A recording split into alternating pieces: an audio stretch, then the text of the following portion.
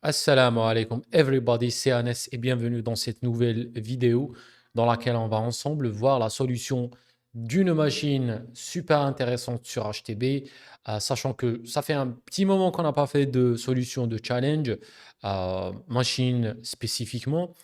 Et en fait, ce que j'ai fait, c'est que je vais une sorte de reconversion de THM, Try Hack Me, vers Hack the Box, parce que j'ai trouvé que Hack the Box est beaucoup plus sophistiqué en termes de ressources que Try Hack Me, malgré que HTB est beaucoup plus cher en termes de subscriptions, mais ça vaut vraiment le coup. Et les deux plateformes sont idéales pour les gens qui veulent apprendre le pentest. Donc, dans la machine d'aujourd'hui, on va voir deux concepts très intéressants. Le concept de SSRF exploit. SSRF, c'est Server Side Request Forgery. Dans cette vidéo, on va voir comment exploiter ce genre de vulnérabilité. Et ensuite, on va voir aussi un concept que je vois pour la première fois. C'est un concept d'escalade de privilèges en utilisant une librairie spécifique, une librairie vulnérable de Python. Et on va voir tout ça dans cette vidéo. Donc, on va sauter sur Kali Linux et on va voir exactement comment ça marche. Donc, nous y voilà sur Hack the Box et j'utilise Kali Linux pour ce challenge. Vous pouvez utiliser Parrot ou n'importe quelle autre distribution. Il y a quelques points qu'il faut mettre en place avant de se lancer. Le premier, c'est la connexion au réseau VPN. Donc, pour télécharger le fichier nécessaire, vous allez cliquer sur Connections après avoir créé un compte sur Hack the Box, bien évidemment. Une fois vous avez cliqué sur Connections, on va cliquer sur Machines et cela va vous permettre de télécharger le fichier VPN qu'on a besoin pour établir la connexion. Donc, pour établir la connexion, vous allez utiliser l'utilitaire déjà installé par défaut sur Kali qui s'appelle OpenVPN. Ensuite, le nom de fichier que vous avez téléchargé depuis Hack the Box. Et cela va vous permettre de vous connecter au réseau VPN. Vous allez remarquer qu'il y a une adresse IP qui s'affiche dans le coin droit de votre machine Kali. Ça, c'est l'adresse IP sur le réseau de Hack the Box. Une fois que vous avez mis ça en place, on va devoir lancer la machine. Donc, vous allez trouver un bouton vers ici, Join Machine. Vous allez cliquer sur Join Machine et vous allez avoir cette adresse IP. C'est l'adresse IP de notre machine cible. Donc là, le challenge d'aujourd'hui s'appelle Editorial. Je vous mettrai le lien dans la description. C'est une machine facile basée sur Linux et on va voir étape par étape comment router cette machine. L'objectif, c'est de trouver deux flags. Le premier, c'est le user flag. Une fois on a pénétré la machine, on va atterrir sur cette machine en utilisant un utilisateur normal et cela va nous permettre de lire le fichier user.txt. Pour faire l'escalade de privilèges, on a besoin de faire quelques techniques d'exploitation et d'escalade. Et une fois on a pris le rôle de root, on peut lire le fichier qui se trouve sur la racine root, root.txt. Ça, c'est le root flag. Et de cette façon-là, on pourra gagner les points de ce challenge. Donc, le système de points sur HTB est beaucoup plus complexe que celui sur THM. Sur THM, c'est simple, vous avez un nombre fixe de points que vous pouvez gagner une fois que vous avez routé le challenge. Si vous êtes la première personne qui route le challenge, vous allez avoir un peu plus de points comme récompense. Mais ici sur HTB, c'est beaucoup plus complexe et je vous expliquerai le système dans une prochaine vidéo. Voilà, donc avec ça, on peut commencer. Je copie l'adresse IP et on lance un scan Nmap. Et à côté, j'aime aussi lancer un scan avec l'utilitaire Rust Scan. C'est un utilitaire qui est très rapide, écrit en langage Rust. Et j'aime lancer deux scanners ou plus pour confirmer les résultats de Nmap. Par exemple, ici, on peut voir que Rust Scan a détecté deux ports, le port 80 et le port 22. Là, on a la même chose ici sur Nmap. On a le port 22 service SSH et on a le port 80 service HTTP. Et du coup, ce que je peux faire, je peux directement prendre cette adresse IP, copier cette adresse IP et vous allez faire un scan un peu plus intense. Je peux faire nmap-a, ensuite -c, -sc pour utiliser les scripts par défaut sur le serveur en utilisant seulement le port 80. Donc ça, c'est pour essayer de récolter le maximum d'informations sur le serveur web et surtout s'il y a un nom de domaine que je devrais mettre dans la liste euh, hosts. Donc, je vous montre rapidement comment cela se passe. Donc ici, en utilisant le script, les scripts par défaut, je trouve rien d'intéressant. OK, donc je prends l'adresse IP et ce que je vais faire, c'est que je vais ouvrir le serveur web sur mon browser. Donc, vous allez remarquer que sur cette application web, si on va sur About, on a une adresse, un nom de domaine ici, TIEM Poriba.htb. Ça, c'est super intéressant, surtout l'email, surtout si on a affaire avec un domaine Active Directory. Donc voilà, About Us, on peut aller sur Home, checker l'application et son rôle, qu'est-ce qu'elle fait. On peut voir que c'est une application web destinée aux auteurs. Ça leur aide à publier leurs écrits, leurs livres. Donc tout ça, c'est intéressant. Et ce que j'ai fait, c'est que j'ai ajouté le domaine editorial.htb à mon fichier etc host. Donc, vous pouvez faire ça directement avec Sublime ou n'importe quel éditeur de code. Donc, vous allez ouvrir etc host et vous allez mettre l'adresse IP et le nom de domaine que vous voulez résoudre. Ça, c'est super important pour utiliser des outils comme GoBuster, FirefoxBuster pour faire davantage d'énumération. Donc ça, c'est la première étape. Ensuite, j'aime bien euh, énumérer la surface de ce nom de domaine editorial.htb et cela tout d'abord en cherchant davantage de sous-domaines et aussi en même temps, je cherche à trouver d'autres répertoires comme le répertoire upload que vous voyez ici. Et cela en utilisant deux outils. Le premier outil, c'est GoBuster, qui est, je pense qu'il est disponible par défaut sur Kali, sinon vous pouvez l'installer.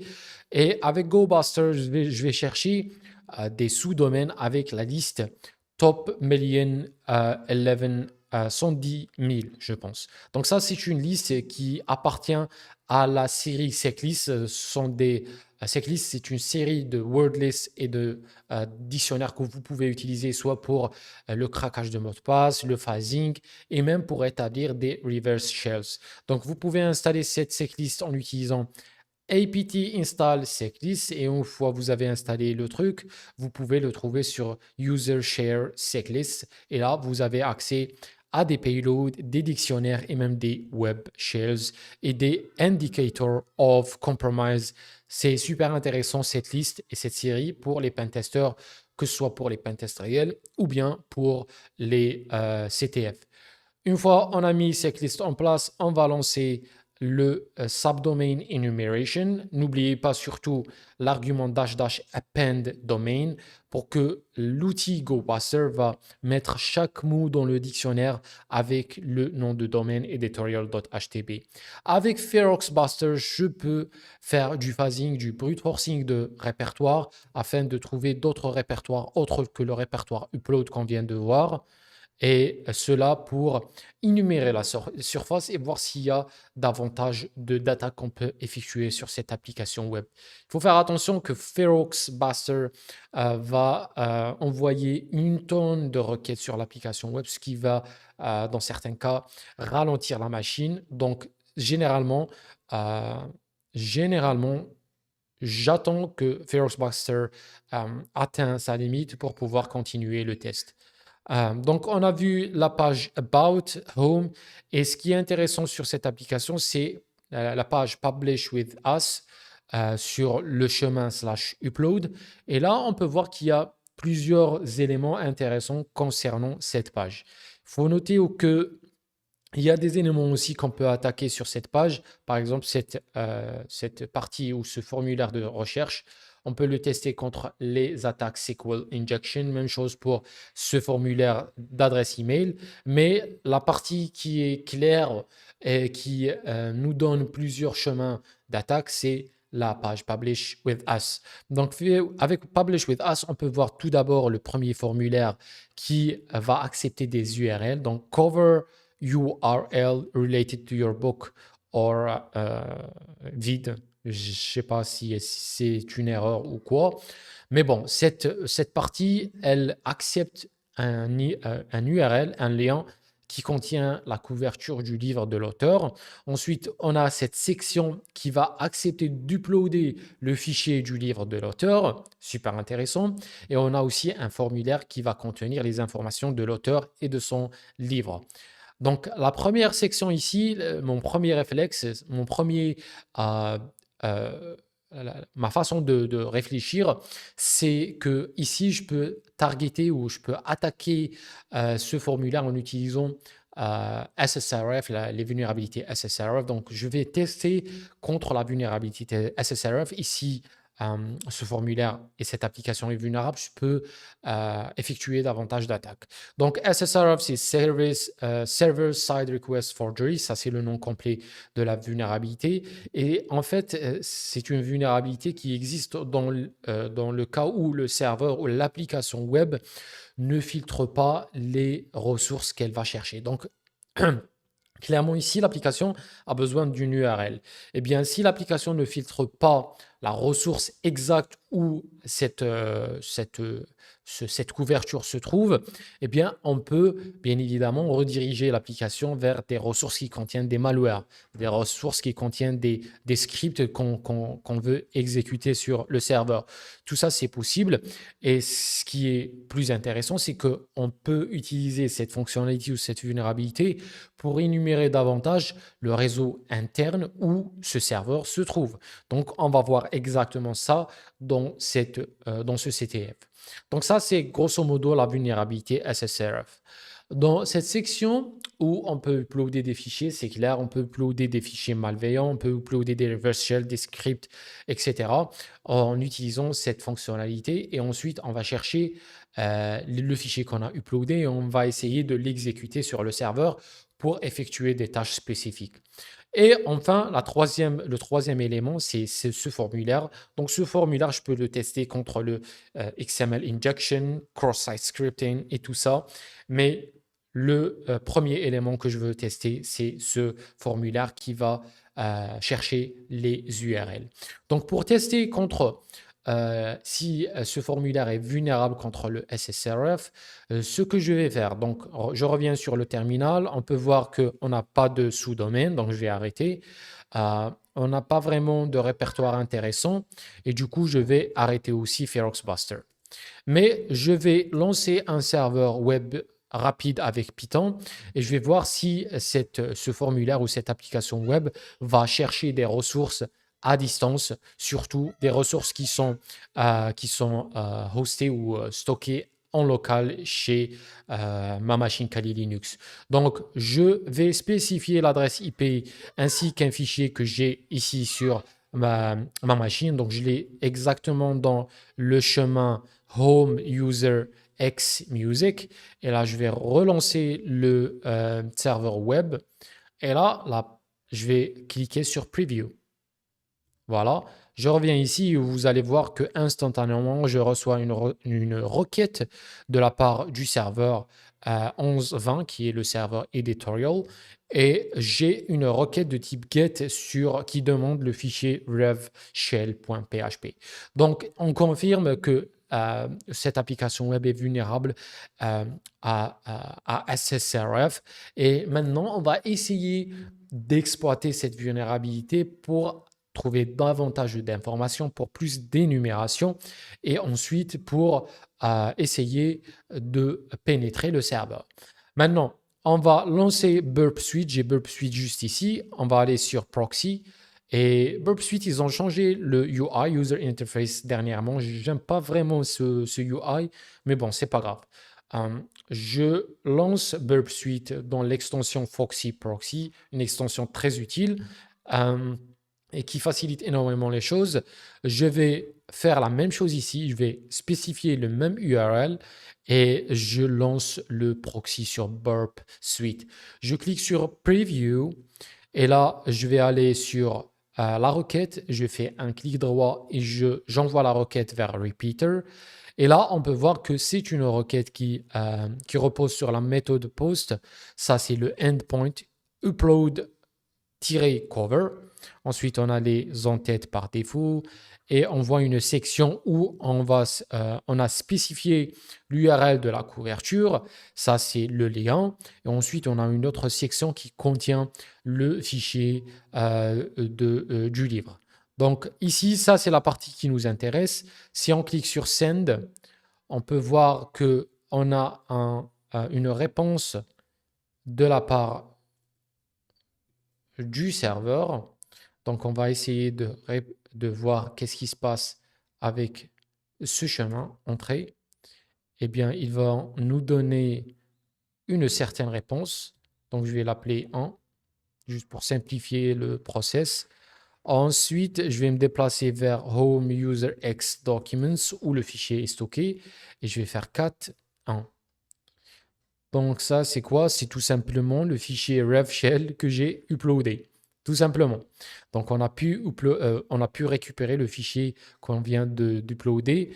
Je vais essayer d'utiliser ce chemin pour énumérer le serveur en lui-même. Et cela en utilisant l'adresse locale du serveur qui est la 127.0.0.1. Et ensuite, je vais par exemple essayer de voir si le port... on va essayer avec le port 80. Donc, ça va prendre quelques secondes. Je vais essayer de voir quelles sont les réponses typiques et quelles sont les réponses atypiques. Et pour les réponses atypiques, je vais les investiguer pour voir si je peux récolter davantage d'informations depuis ces réponses atypiques qui sont liées à des ports spécifiques. Donc, 80. Et je vais essayer un port qui est généralement pas ouvert sur les serveurs. Donc 3, 4, 5, 6, c'est un port aléatoire. Donc on a même à peu près la même réponse. Static Images and Splash Photo JPEG. Eh bien, je vais essayer aussi le 21 pour FTP, le service FTP.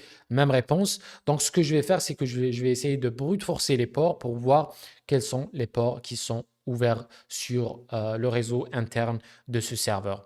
Donc, je vais spécifier n'importe quel port. Ensuite, je vais envoyer cette requête au intruder, le brute forceur de Burp Suite.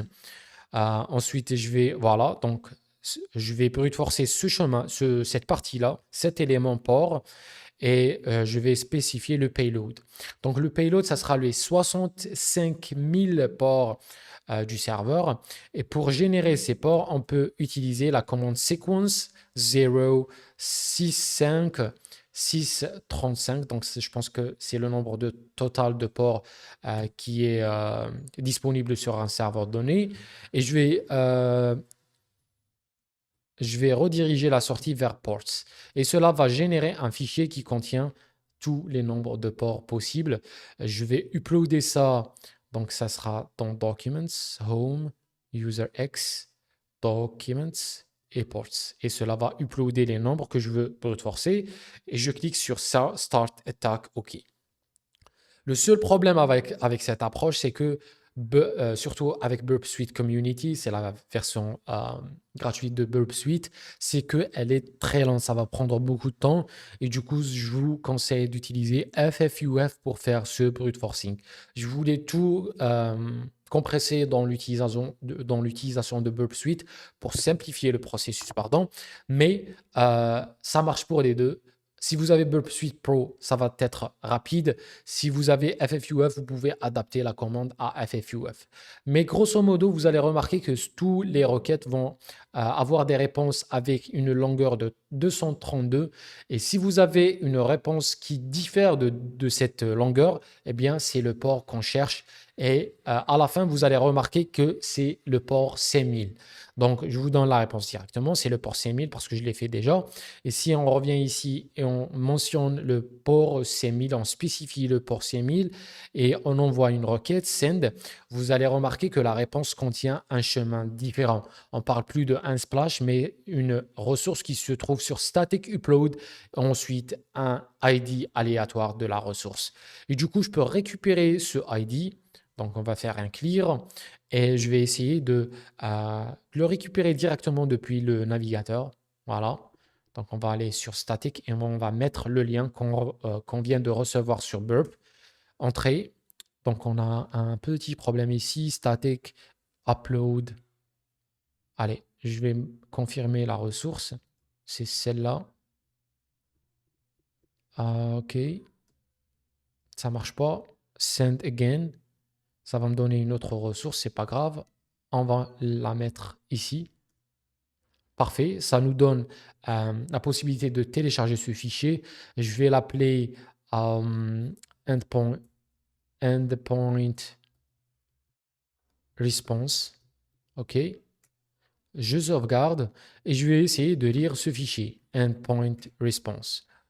Apparemment, c'est un fichier qui est écrit dans un format JSON et du coup, je peux utiliser l'utilitaire JQ pour avoir une meilleure lisibilité au résultat de ce fichier. Si vous n'avez pas de JQ, vous pouvez l'installer avec apt install JQ et cela va installer le package. Il est très utile, surtout quand on a affaire avec des tests d'API. Comme c'est le cas ici, vous pouvez le voir. On a des endpoints d'API, comme vous pouvez le voir ici, API, latest, metadata, messages, promos, etc. Et on a une petite description pour décrire le rôle de chaque endpoint et la méthode utilisée pour interagir avec le endpoint. Donc, par exemple, ici, on a retrieve the list of coupons to use in our library. On a le endpoint du coupon et on a la méthode qui est ici dans ce cas-là, la méthode get. Donc, on peut par exemple, essayer chaque endpoint et voir si il fait retourner des détails. Par exemple, si on va prendre API latest data, on va voir si cela va nous donner des informations si on le met ici sur le endpoint et le port 5000. Donc, on a une autre réponse. On va essayer de récupérer cette réponse et télécharger le fichier.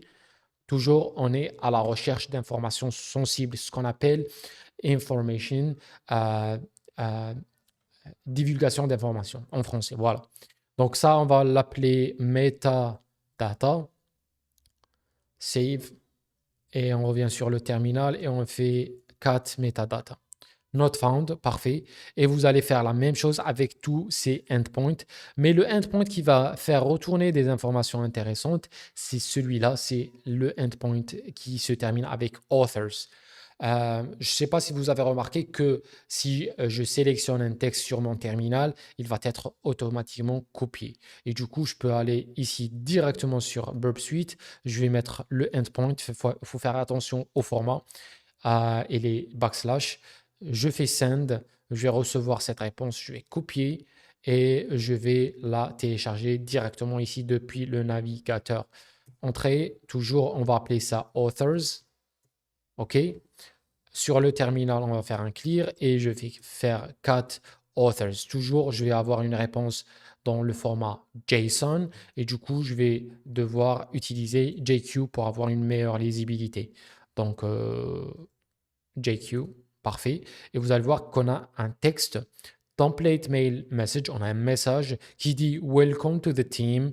We are thrilled to have you on board and can't wait to see the incredible content you bring to the table.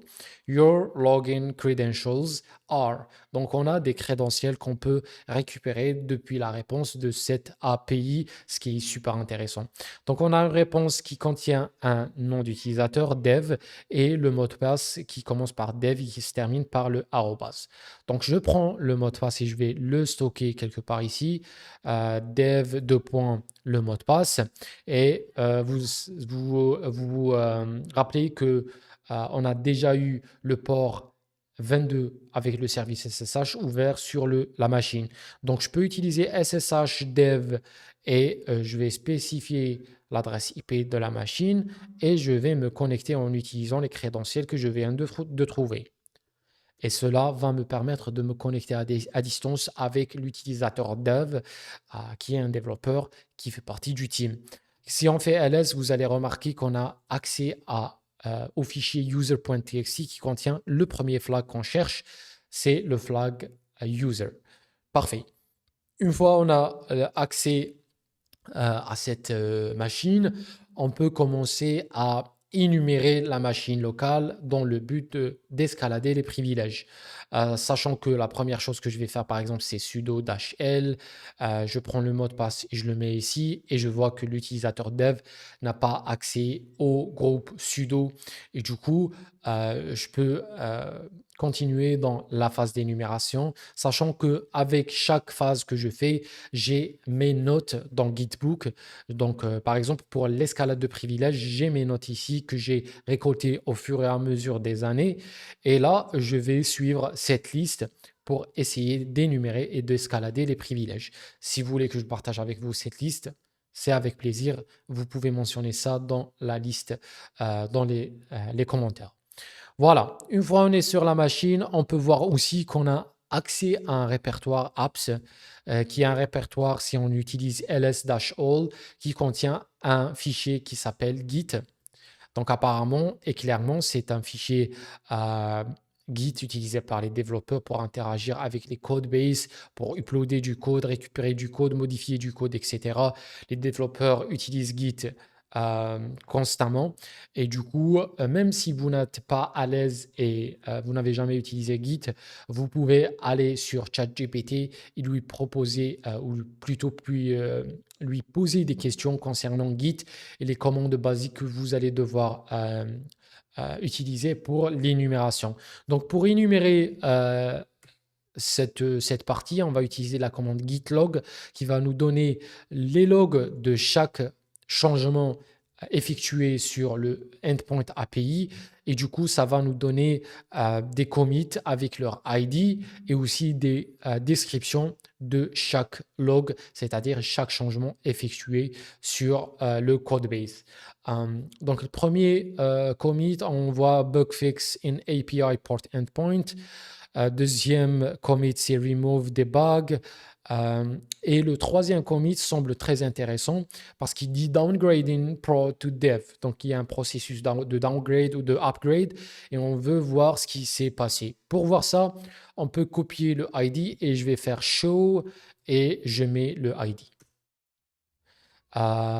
Donc, on a git show, pardon, normalement, avec le ID du commit et cela va nous retourner le commit et les changements effectués par le développeur. On a une description comme toujours, des informations générales concernant la partie changée et on voit en rouge la partie qui a été changée par la partie verte. Et on peut voir que template mail message en vert, c'est le même qu'on a reçu ici avec la réponse quand on a envoyé une requête GET au point endpoint authors. Mais avant ça, ils avaient ce message, template mail message, qui contenait les informations de l'utilisateur prod. Donc, c'est beaucoup plus intéressant d'avoir accès à ce groupe ou au système en étant un utilisateur production. OK? Avec le mot de passe toujours. Donc, on a le mot de passe ici qui se termine avec le arrobase. On va le prendre et le mettre ici quelque part. Donc, ça, c'est l'utilisateur prod. Et on va essayer de changer vers l'utilisateur prod. Donc, on va faire su prod et on va mettre le mot de passe ici. Voilà. Maintenant, on est connecté en tant que prod et on va faire un sudo -l. Donc ça, c'est le premier réflexe que je fais pour voir si on a des privilèges spécifiques. Et voilà, donc prod a accès à cette commande, il a accès à des privilèges spécifiques, des permissions propres à lui, et cela en étant capable d'exécuter deux scripts, deux fichiers binaires. Le premier fichier binaire, c'est le userbin Python et le deuxième script, c'est clone prod change.py. Donc, il peut exécuter ces deux fichiers en tant que route sans avoir besoin de spécifier le mot de passe de route. Ça, c'est super intéressant. Donc, ça, c'est clairement la voie qu'on va prendre pour escalader les privilèges. Tout d'abord, premier réflexe, c'est de voir qu'est-ce qui se passe ici dans ce script. Donc, je vais faire cat et je lis le script. Pour les gens qui ne savent pas lire très bien un code Python, malgré que c'est un code très simple, vous pouvez utiliser GPT. Donc, vous pouvez copier le code ici. Voilà. Parfait. Et vous allez sur ChatGPT, vous allez mettre le code et vous allez lui demander d'expliquer le code. Donc, j'ai écrit ici Explain this code to me. Il va vous donner une information très importante. C'est en fait l'information que j'avais besoin pour finir le challenge. Et c'est ChatGPT qui m'a donné cette information. Donc, dans le message, il vous dit que le script utilise une librairie spécifique qui s'appelle GitPython pour utiliser les fonctionnalités de Git. Donc, c'est GitPython. Et si on énumère cette version de GitPython, on va réaliser qu'elle est vulnérable à un type spécifique de vulnérabilité qui va nous permettre d'escalader les privilèges. Sinon, avec le reste, vous allez avoir une explication détaillée de ce que ce script fait une fois exécuté. Voilà, donc une fois on a fait ça, il va falloir qu'on trouve la version spécifique de la librairie et cela en utilisant la commande piplist qui va retourner une liste de toutes les librairies installées sur la machine et on va chercher grep git Python. Parfait. Donc, on a eu une réponse intéressante. Donc, GitPython version 3.1.29. Maintenant, on va aller sur Google et on va chercher GitPython 3.1.22 exploit. On clique sur le premier lien et vous allez voir, première chose que vous allez voir, c'est que c'est un CVI qui a été mentionné dans la plateforme de Snyk. Snyk, c'est une compagnie, c'est une entreprise de sécurité informatique qui développe aussi des proof of concepts, comme vous pouvez le voir ici, POCs. Et ici, dans ce proof of concept très court, on peut voir qu'on peut utiliser cette librairie pour escalader les privilèges en tant que route. Maintenant, pour escalader les privilèges, ce que je vais faire, je vais ouvrir le terminal encore une fois et je vais faire un copier de ces deux chemins. OK? Et je vais utiliser la commande sudo pour élever les privilèges, pour exécuter le script en tant que route. Et ensuite, je vais prendre ce bout de texte qui va nous permettre d'escalader les privilèges. Donc, je fais un coller ici. Parfait. Et ce qui m'intéresse, c'est de lire le fichier, par exemple, etc shadow, qui contient les hashes des utilisateurs. Donc, on va faire cat. Le fichier que je veux lire, c'est etc. Et shadow, ça, c'est le nom de fichier. Attention au format shadow. Il y a aussi un truc très important à savoir, c'est ce délimiteur, ce pourcentage, c'est un délimiteur de commande qu'il ne faut pas négliger. Donc, cat etc shadow espace, on va faire une redirection et on va faire la redirection vers tmp et on va appeler le fichier shadow. OK? Encore une fois, on n'oublie pas les délimiteurs parce qu'ils sont importants. Entrée, si on se déplace vers tmp et on fait ls, on va remarquer qu'il y a un fichier qui s'appelle shadow. Donc, on va faire cat shadow et cela va vous donner accès au fichier shadow qui contient les hashes des utilisateurs ainsi que le hash de l'utilisateur root. Donc, on peut prendre le hash de root et on peut le craquer avec John the Ripper ou hashcat. Encore une fois, on va utiliser la même commande pour lire le fichier root.txt qui contient le flag. Et du coup, on va faire root et le fichier root.txt. Même chose, on va appeler ce fichier flag. OK. Si on fait ls, vous allez voir qu'il y a un fichier qui s'appelle flag, cat flag, et voici le flag de root. Donc, c'est tout simplement ça, la machine editorial. Deux concepts super intéressants. Le premier, c'est la vulnérabilité SSRF et comment l'exploiter pour énumérer le réseau interne de la machine vulnérable. Et le deuxième concept intéressant, c'est comment utiliser une librairie vulnérable pour escalader les privilèges. Voilà. Très intéressant. Si vous avez des questions concernant n'importe quel élément qu'on a vu depuis le début de cette vidéo, vous pouvez le mentionner dans les commentaires et je vais m'assurer d'y répondre. Voilà. Merci pour votre attention et on se retrouve dans la prochaine vidéo. Peace.